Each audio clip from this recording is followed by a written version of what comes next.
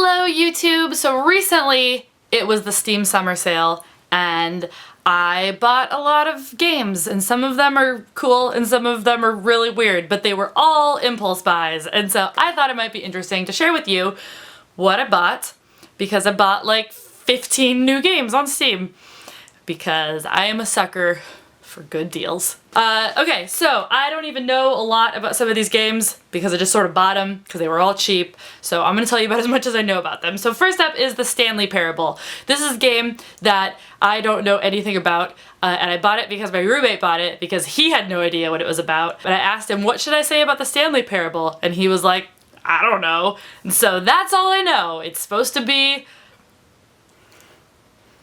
Okay, next I got Among the Sleep. This looked like a really cool game where you apparently play as a toddler in a horror game. That was interesting to me, so I bought it on that alone. Then I bought Goat Simulator. This is a simulator game where you are a goat. Then I bought, this is actually like a serious purchase, I bought Life is Strange. I don't know much about this except that it's like an episodic adventure point and click maybe? But I saw it at E3 and it looked so cool that I had to get it, and I just really like the art style and hopefully it'll be a cool game. And some of these I just don't know.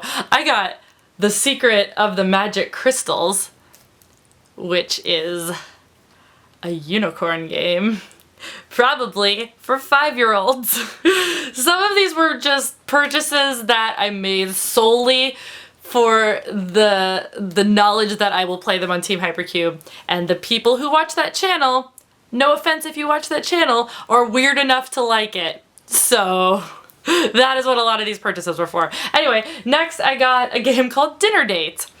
Justin also got this game, and we plan to both play it separately and then post the whole session on Team Hypercube, just so people can see how differently we each react to the premise of this game, which is that you are going on a dinner date with someone, and apparently you get stood up, and it's like a psychological game that walks you through like what you do when you're stood up at dinner or something. I read a lot of mixed reviews about this game, but I felt like I personally leaned more toward the people who thought it was hilarious and awesome, because of all of the reasons that a lot of people hated it. But I cannot wait to play it. Okay, next I got this game called Deponia.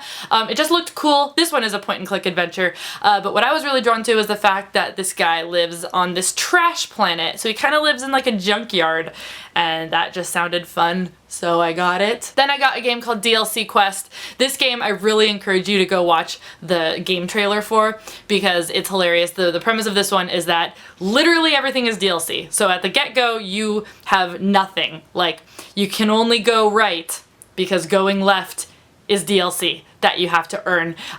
Being able to like open your inventory, just anything that you would normally be able to do in a game is DLC. It's mocking the culture of DLC, and it just seems funny and frustrating, and so I'm excited to play that one on Team Hypercube. Then I got Valkyria Chronicles, which is a game that Joe is obsessed with, and I say that completely seriously. He was obsessed with it, and so I just felt like I should probably also give it a try. Also, it's very anime inspired, and so I can always get into that. Next up I got this game called Sci-Hi. I really liked the art style, and then I found out that there's actually no art in it at all. It's entirely text-based.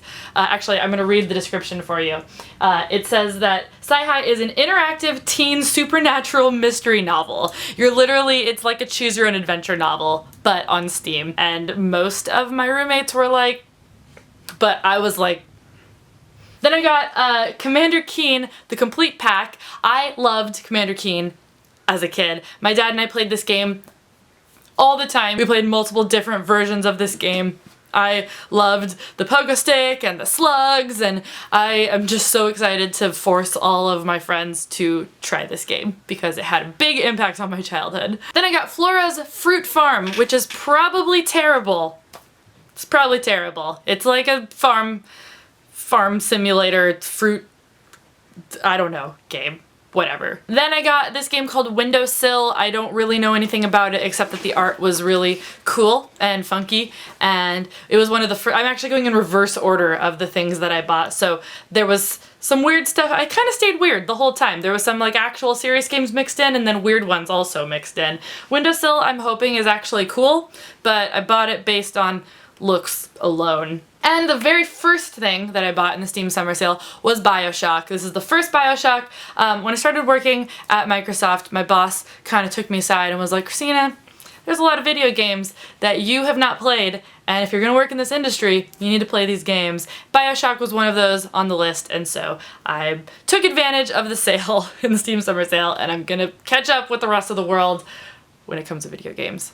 Hopefully soon, and play that one. So these are the games that I bought.